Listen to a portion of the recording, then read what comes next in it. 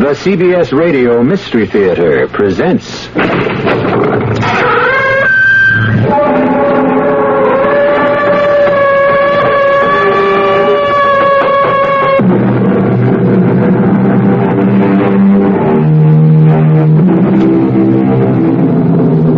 Come in.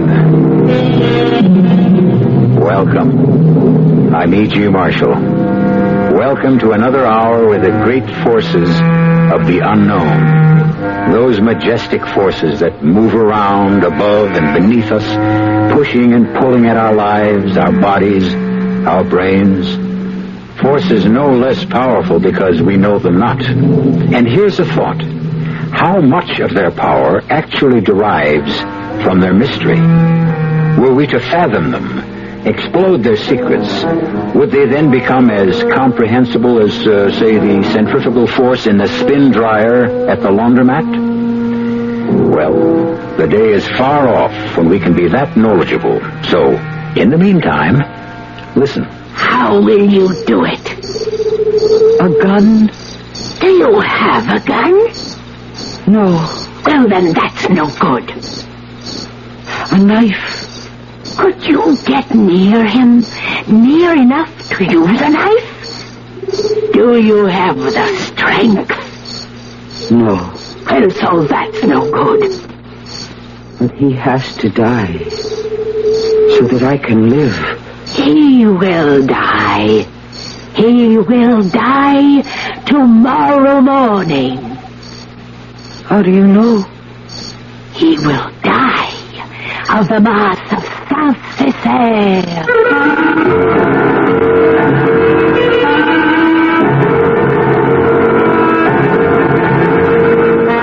Our mystery drama, The Secret Doctrine, was written especially for the Mystery Theater by Elspeth Eric and stars Mercedes McCambridge. Be careful, they say, what you ask for, lest it be given to you. Who of us knows what to ask for? Who can see far enough into the future to know what gift will delight and which destroy? Better simply to accept whatever comes, with gratitude, whenever possible. Listen with me now to the somber story called The Secret Doctrine. You can begin now, Louise. Now, Father Giles? The others have gone. You said your confession would take some time, so let's begin. Bless me, Father, for I have sinned. Go on, Louise, and speak up. Don't mumble. In thought, word, and deed. Oh, Father, I can't find the words to tell you. Remember, I sit in the confessional box not only as your priest, but as God's own surrogate. Father, you know Peter Sorrel. Sorrel? Yes. The American movie star. Oh, I don't know any American movie stars. Oh, you mean the actor who came here to make a film about the Saint Vincent de Paul? Yes. It caused quite a stir in the village.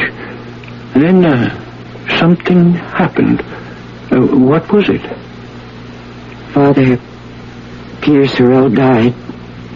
Oh, did he die? I hadn't heard. This morning. Oh, God take his soul.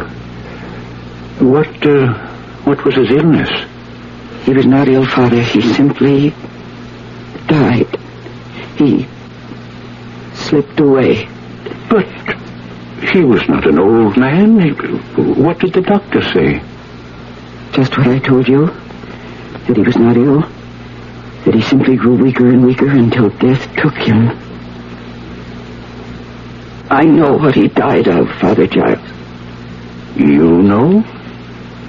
He died of the Mass of Saint-Secaire. Do you know what you're saying?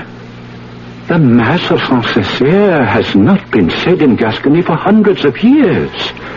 Most priests have never heard it. Oh, no good priest would even say it. I think you'd best tell me all about it, Louise. Yes, Father. I was in love with Peter Sorrel. In love? Well, you never knew him. He only came here a month ago. I've seen all his films, each one many times. When one of them came to Dax, I'd walk the 20 miles to see it. And if it was there for 2 days, I'd roam the streets all night to see it again and again, as many times as it was shown. You call this being in love? How old are you, Louise? I'm 38, Father. Have you ever loved a boy, a man? No, Father. I've been in love with Peter Sorrel since I was 18. I've written to him in Hollywood every week for 20 years. And once he answered me. And he sent me his picture. And when I heard that he was coming here, I saw the hand of God. Take care you don't blaspheme, Louise. That is how it seemed to me, Father Giles. Go on. The company he worked for had rented the big house on the hill for him. And the first day he was here, I took him some of my onion soup. Well. What have we here? I brought you some onion soup, Mr. Sorrel. If you'd care to accept it. I'd care like crazy. I've seen all your films, Mr. Sorrel. I love them all. You've got a big heart. And the next day I took him a bottle of wine. It's called sand wine, Mr. Sorrel. A local product. Like you. You're a local product. It's very good. Really it is. So are you. What's your name? And the next day, I took him a bottle of brandy. It's Armagnac, Mr. Sorrel. It's the best brandy in France. I'll just bet it is. There's a dish I know how to make with this brandy. Roast capon. And you're going to make it for me, aren't you, Louise? That is your name, isn't it? Louise? The next day I went to his house. But this time he wasn't alone. There was a man with him. A young American gentleman. I shouldn't have let you talk me into this picture, Gabe. Me talk you into it? Who cares about saints anymore? Well, there's got to be a reaction from all that demon stuff eventually. Pardon me, Mr. Sorrel. The capon is... Louise, meet my agent, Gabe Hauser. How are you, Louise? Mr. Hauser, I'll keep the capon warm until you're ready. Please. Yes, when you're ready, call me. Who is that? A fan. One of my millions of fans. What's for dinner tonight, Louise? Gascony pork and cabbage in a special sauce. Why can't we eat like that on the set, huh, Peter? Because Louise isn't on the set. Oh, if only I could be. Hey, we could fix her up with a walk-on or something, couldn't we? You could. Hey, she could be one of the Sisters of Charity. Why not? Louise, the star has spoken. So then, Father, I could be with him during the day, and not just in the evenings. I was in heaven. You have strange concepts of theological matters, Louise. But go on. Oh, the atmosphere of that place, all the fuss and the laughter and the excitement, it all went to my head. And I forgot that I only wanted to serve him. I wanted to love him, to belong to him, and to have him belong to me. You poor woman. I watched him every moment. My eyes were fastened on his face. My ears strained to catch every word that fell from his lips. There is nothing so grand as a good priest. It hurts me to see God's work in unloving hands. Cut! That's a print. Okay, let's break. I didn't think anyone noticed how I stared at him, followed him about, waited for him after the day's work. But one day as I watched him... And the city hospital. 2 to a bed. Some lying on the floor. You're crying, Louise. Poor, He's doing the scene with the cardinal. Oh, it's not a sad scene. It's not even a good scene. Oh, it's a very good scene. It's a wonderful scene. Everything he does is wonderful.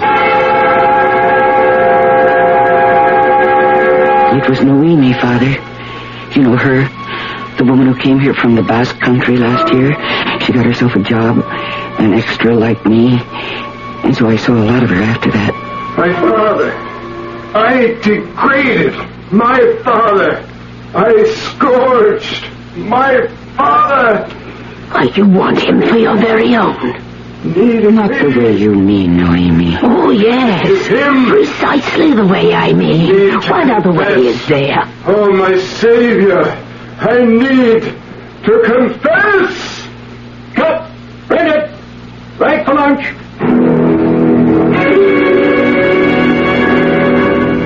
Noemi was always there, Father. I couldn't send her away. She belonged here as much as I did, after all. Why in the world should I lie down when those poor people are calling for me? Why, you want him, Louise. It shows on your face. See them lying. It's hopeless. Tell me, can you get your hands on some locks of his hair, cuttings from his fingernails, his toenails? Why? Why should I? Why, they will give you power over him. Oh, I can't believe that. Oh, believe it's true. His hair, his fingernails, his toenails. If you want him, get them and bring them to me. Need me? Cut. Break that. Insertions on the set, please.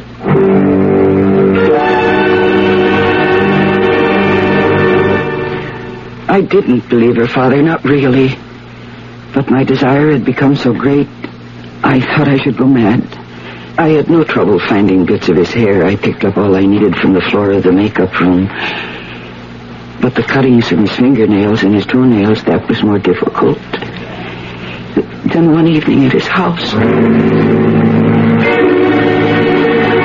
DePaul was the first social worker in history. You know that, Gabe? I mean, he organized social services. Would you like some more Armagnac, Mr. Sorrel? Oh, you still here, Louise? You can go home whenever you feel like it. You don't have to stick around. I've been listening and watching. A great dinner, Louise. I noticed you bite your nails, Mr. Sorrel, when you talk. Oh, yeah. A childhood habit. You shouldn't do that. Yeah, that's what my mother always said. If you'd let me cut your nails properly... My mother always said that, too. I have a scissors right here with me. My mother also always had the scissors right there with her. So while they talked, I cut his fingernails. And I saved them all, even the little bits of cuticle, in my kerchief. And when I had finished... Louise, you're a saint. Oh, if I'm a saint, Mr. Sorrel, I should wash your feet. Wash my feet? I say now... Take it off, you're dirty, walking around the set in those old sandals. And all the saints, even the Pope, he washes the feet of a sinner once a year to show humility. I'm your sinner, is that it? let her, Peter, if she wants to. Well, you really want to? And to cut your toenails. Well, what can I say? It's the best offer I've had since I came to France. And so I did, Father. And when I left that night, I had all the cuttings in my kerchief, and I took them to Noemi, who waited for me in the woods. Take this, Louise. What is that? It's a little bag made from the skin of a toad, which my own daughter impaled at midnight in the graveyard of the old abbey. Oh, we put all your precious cuttings into it. Now, pull the drawstrings tight. That's it, and hang it around your neck, under your dress. Yes, just like that. How do you know that it will work? I know. It seems so wrong. It's going against God, isn't it? Have you ever heard of Eliphaz Levi and the secret doctrine? No. Well, Eliphaz Levi was his pen name. He wrote many books on the subject of magic. Magic exists. Always has existed all over the world. But I'm afraid of it, Noemi. Oh, give in to your fear and you'll lose the thing you most desire. Conquer your fear and the secret doctrine will bring you Peter Sorrel. How do I know? Magic is everywhere, unseen, unheard, but it is working all the time. You need only the spiritual energy to make it work for you. But do I have energy like that? I don't think I do. Oh, never mind. I do. Now, kneel down. No, do not bow your head. Raise your face to the sky. Send up a prayer from your loins to Aether, god of chaos and the dark.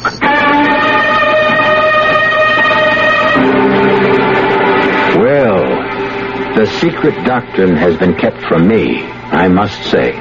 All my life I have struggled from problem to problem, quandary to quandary, with only my limited intelligence to assist me. And all the time, was there a secret doctrine that might have solved things magically? If so,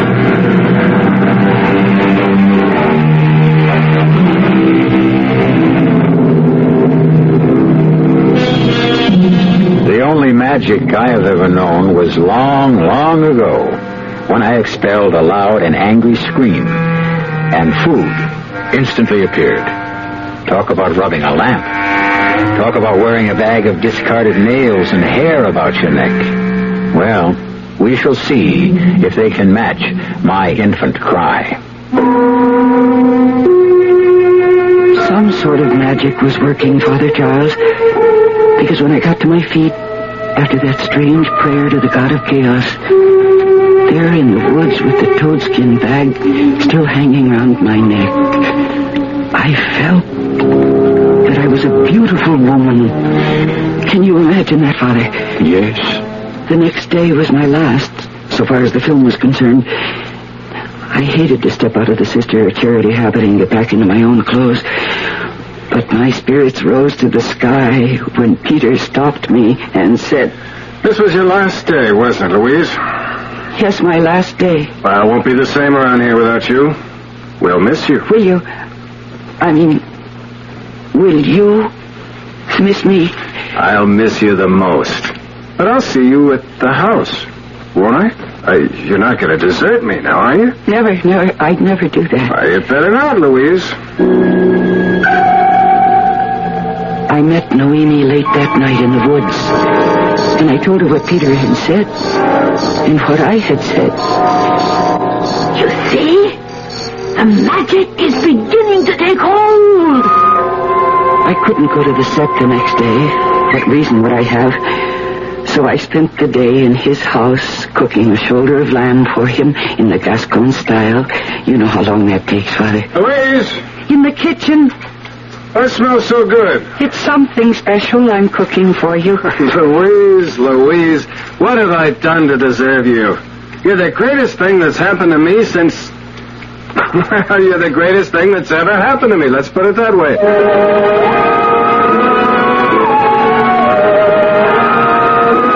I told Noemi that night that time was growing short, that in 2 days Peter surely would be leaving France. And I told her I must go with him. Now, listen, Louise. This is what you must do.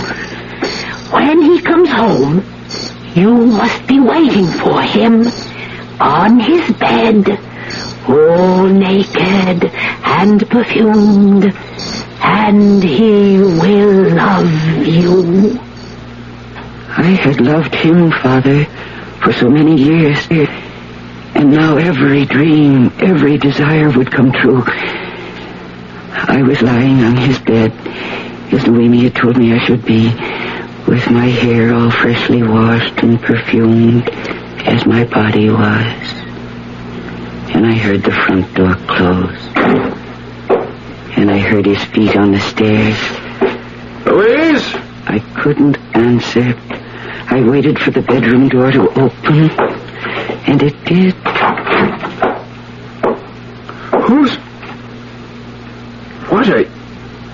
Louise, is that you? What in the name of heaven? I've been waiting for you. Are you crazy? Peter, listen to me. I want you to love me. You do love me. I've seen the love growing in your eyes. I've heard it in your voice. Take me now and tell me that you love me. And that we will go to America together, to your home, where I will love you and look after you. Louise, now listen to me. See, look, over there I brought all my clothes. I feel that I'm reaching the end of a long, long journey. I've loved you so long. Louise, let me talk to you. Oh, yes. Talk to me. Louise, if I've made you think that I'm anything more than just very fond of you, I'm sorry, Louise. I'm very, very sorry. If I've made you think I love you, well, I'm sorry. What more can I say? But you do love me. You've loved me for 3 whole days. 3 days? And I've loved you for years and years. But you've only loved me for 3 days, so of course it seems new to you. I understand now, that. Louise, what 3 days are you talking about? The last 3 days, of course. Ever since I started wearing this. What's that? It's a bag made from the skin of a toad. A toad impaled at midnight in the graveyard of the Abbey. What's in that bag, Louise? Why, part of you. Bits of your hair, bits of your fingernails, your toenails, little particles of you. What kind of a game are you running on me, Louise? It's no game. It's real. Real hell. All the time you were hanging around here. You were cooking and cleaning and washing and all that. You were hanging around the set, waiting on me, telling me I'm such a great actor, begging to cut my fingernails, my toenails. You were conning me. You were running some kind of a tricky, sneaky game on me. It was no game. Now, look, lady, you get your clothes on fast, you hear me? You get out of here. You want some money? No. I'll give you money. You've earned it. But if you ever try to play any of these crazy tricks on me again, I'm going to track you down. I'm going to have you put away. Now, you get out of here. I did get out, Father Giles, but I can't remember how. The next thing I remember is running through the woods, calling for Noemi. And then I remember falling down on the ground, and the blackness coming down over me. My poor Louise. Noemi found me a little later. I don't know how much later. What happened, Louise? Nothing happened, Noemi. He doesn't love me. He never did. I think you'd better take back the little toadskin bag, Noemi. It didn't work. Did you do everything I told you? Yes, I did. I washed my hair and perfumed my body, and I lay on his bed. But when he came home, he didn't want me. I tried to tell him about the secret doctrine, but he didn't want to listen. You told him? I tried to. After all, I don't know much about it, only what you've told me, and I didn't understand all of that. But he didn't want to hear about it. Oh, the man is a monster! Yes, he is a monster. You poor woman. No, don't you feel sorry for me either, Father Giles. I don't want anybody to feel sorry for me. But don't you see? You let your desires take hold of you, Louise. You let them dictate your actions. You lost control. Oh, yes, I did that. You became blind to the realities of the matter. Yes, I did that, too. I fell in love with a man when he was only a walking shadow on a screen. I hurt no one. I would never have hurt him if he hadn't come to France to make another of his foolish motion pictures. Louise, would it make you feel better, my child, if I were to tell you that you are not the first to give your heart to an unknown man who is only making his living by performing in public? I suppose that is true, Father. Does it make you feel a little better? But I don't feel badly, Father. You don't? Not about him. Not about trying to give myself to him and his telling me he didn't want me. I felt badly about it at the time. Very badly, I suppose. Of course you did. But But by the time Noemi found me in the woods, I felt quite differently. Just how did you feel? Very calm, very clear, very right. Right? About what? Clear about what? About what I must do. And what was that? I kill him, of course. But you have said that it was all your own doing, that no one else should be blamed. Quite so. But I had to kill him in me. Don't you see what I mean? I'm not sure that I do. Father, he was part of me. He'd been part of me for many, many years. There was more of him in me than there was of myself. Oh, you must understand. I'm trying, Louise. I knew how wrong I'd been to love him. Yes, to lust after him. To have obscene thoughts about him there in the dark of the theater. I knew these were sins. They were bad sins. And now I was willing to take upon myself the last sin of all. To kill him. Don't you understand that? I don't believe I do. How strange. Noemi understood. You say Noemi understood? What you have just told me? Yes, Father. There, that night in the forest, I told her how I must commit this most grievous sin. How will you do it? A gun? Do you have a gun? No. Well, then that's no good. A knife? Could you get near enough to him to use a knife? Are you strong enough? No. Well, then that's no good.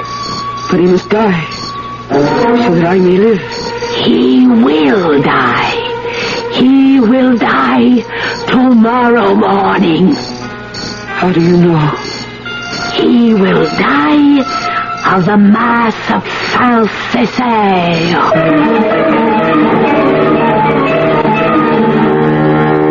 Hell hath no fury like a woman scorned. And all the scorned women from the beginning of time must have at least looked around to see if there was a gun or a knife nearby. Sometimes there was, and the story had an unhappy ending, and a messy one. But what if those poor scorned women had known of the Mass of Saint-Secaire, a black and malevolent ritual of which you will learn more shortly.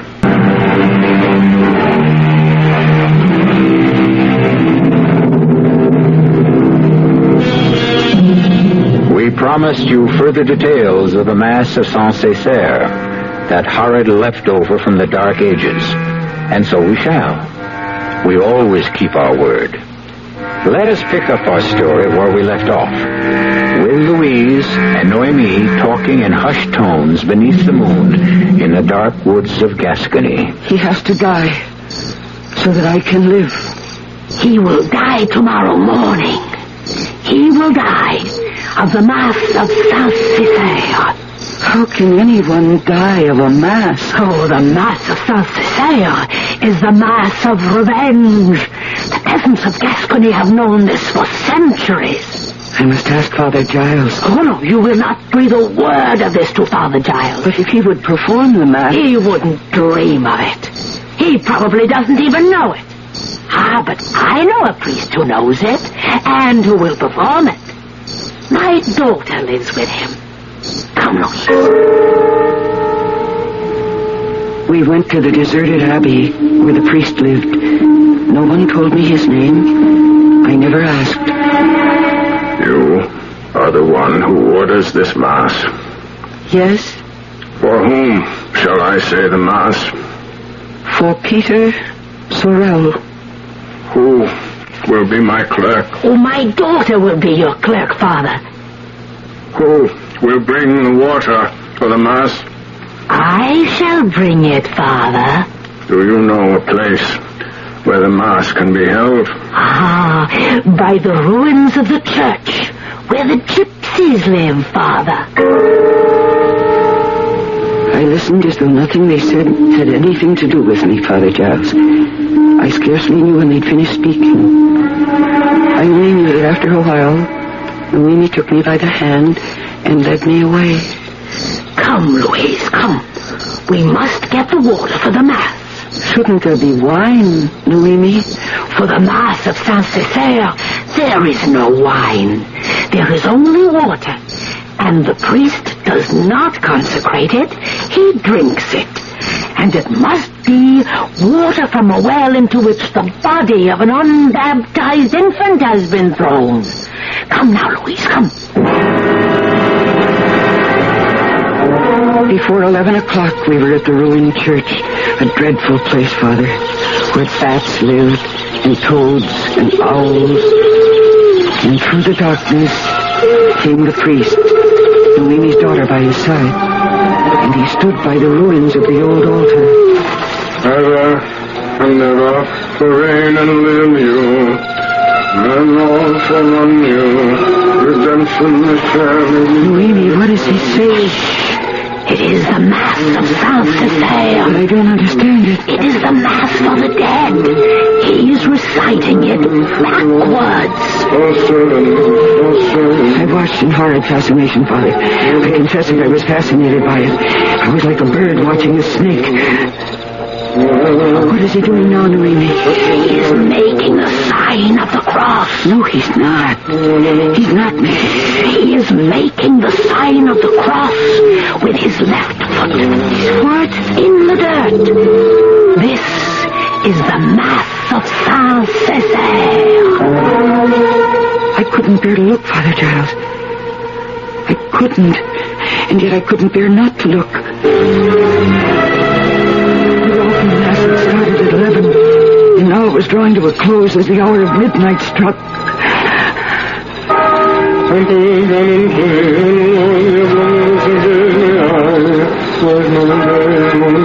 And then the Mass was suddenly over, and the priest and his clerk, Noemi's daughter, stole away into the darkness without a word to us.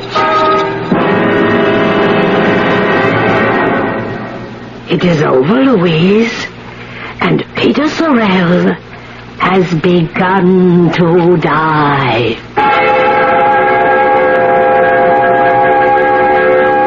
I'm not sure I believed her, Father Giles. I wasn't capable of belief, or disbelief, or of any thought at all, or of any feeling whatsoever. I only felt tired. So tired I doubted I could move. But I pulled myself to my feet, and I said, I must go to him, Noemi. I must go to Peter Sorrel. And I went, Father. I went into town, to the house on the hill, and I waited there till the sun had been up for an hour. And then I went to the door and knocked.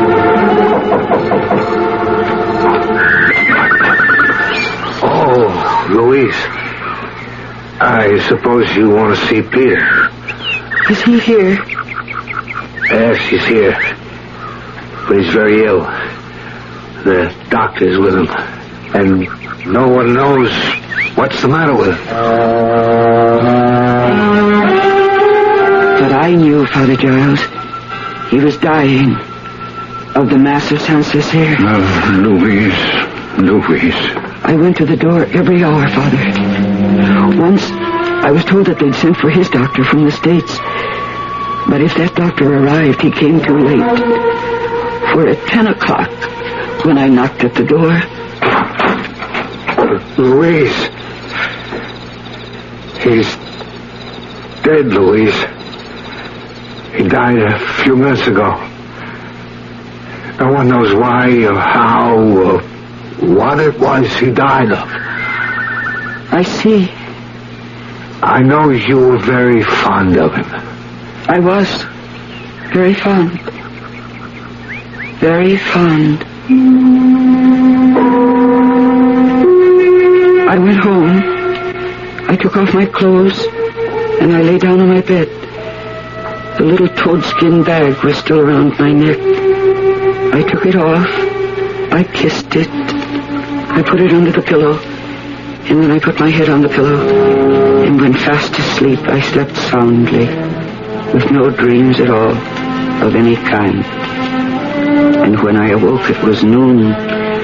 Such a beautiful day. And I started to come here to make my confession. On the way, I met Peter Sorrel's friend once more. He died, Louise, of nothing at all. Nothing at all? He was perfectly well. Talking of going home in the morning. Then, about midnight, he said he was tired. He thought he'd go to bed. But he could hardly climb the stairs to his room. I had to help him. He lay on the bed and closed his eyes. He said he felt as though he was slipping away. Wasn't that a strange thing for him to say? That he was slipping away? I murmured something, that it was strange indeed, though of course I knew it wasn't. He died of the Mass of Saint-Secaire, Father. And now I've told you everything. And what do you expect me to do, Louise?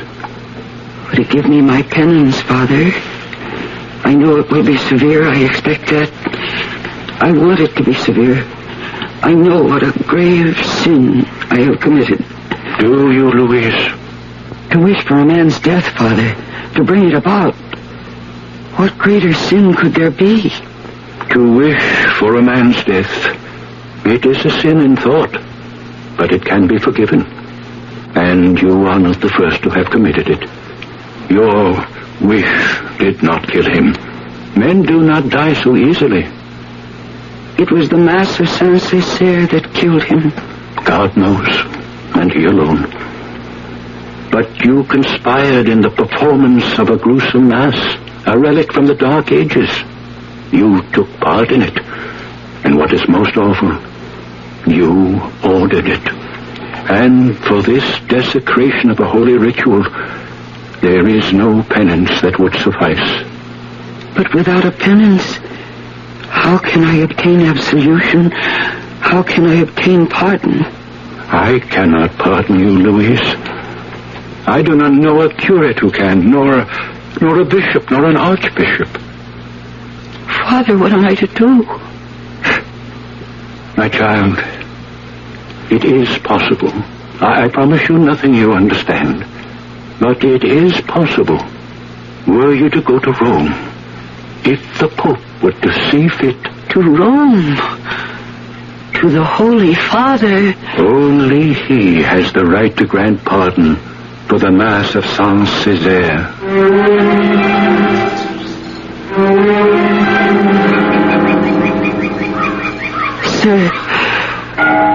Sir, can you tell me, sir? May I ask you? Yes, Senora. Can I help you? Please. Is this the Vatican? This is Vatican City, yes. Is this the square of St. Peter? Yes. Straight ahead is St. Peter's Gate. I am here. You've never been here before? I have come to see the Pope. His Holiness is quite busy, Senora. I come here to make my confession. Let me take you to a priest. No. It must be His Holiness. No one else. Are your sins so great? My sin is so great. Yes. Well, I'm only a student here, Senora, but I'll be glad to take you to a priest. No priest can help me. No bishop. No archbishop. But a priest might be able to arrange things so that you could see His Holiness, and not right away, of course. It would take time. I have time. It has already taken me a long time just to come this far. How long has it taken you? 1,000 days. Where did you come from? France. A little town in Gascony. But that could take you almost 3 years? Oh, you must have stopped off at different places. Each night to sleep and pray. You mean you walked all the way? An old woman like you? Do I look like an old woman? I have just turned 40. Oh, forgive me, but you look much older than that. It doesn't really matter now. Come. Let me help you to your feet. No. I shall stay on my knees until I see the Pope. I shall end my journey as I began it.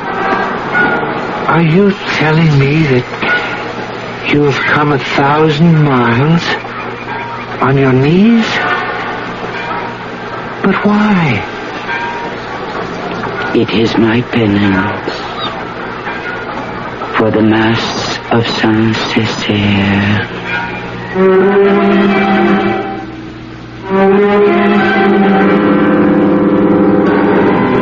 1,000 miles, 1,000 days, on her knees. What awful retribution we expect of ourselves. What endurance we can find within us to carry out our goal. And what is the priceless goal we seek? The goal that so obstinately eludes us after thousands upon thousands of miles and as many days.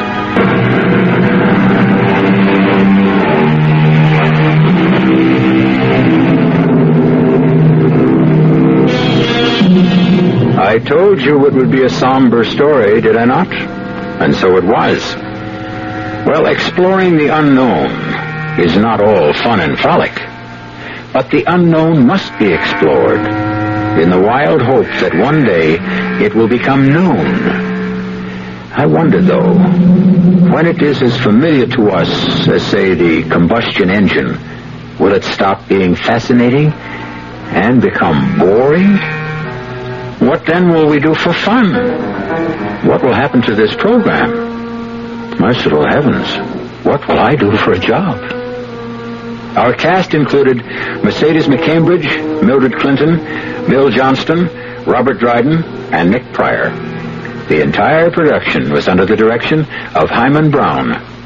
Radio Mystery Theater was sponsored in part by Sign-Off, the Sinus Medicines, Buick Motor Division, and Anheuser-Busch Incorporated, brewers of Budweiser.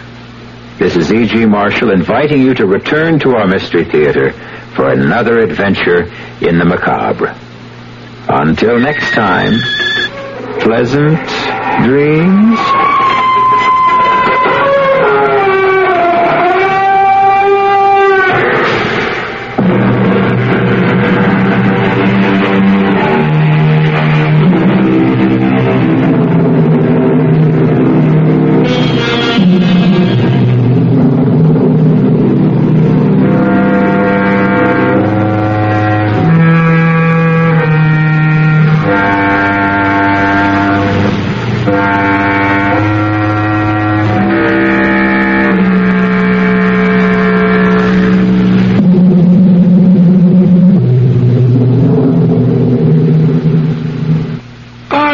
Now, I caught you sneaking out of North Park National Bank on Saturday. But, officer, North Park National Bank is open on Saturday. Oh, sure, the drive-in tellers maybe, but not the whole bank. Look inside. Well, I'll be. North Park National Bank is full of customers. Okay, let's get going. But, officer... Oh, nothing to worry about. I only want to meet your banker. North Park National Bank, Bodecker at Park Lane, is now open 9 to 1 every Saturday. And it's legal. What more could you want from your bank? All right, which one of you stubborn parked out front here now? KRLD, Dallas.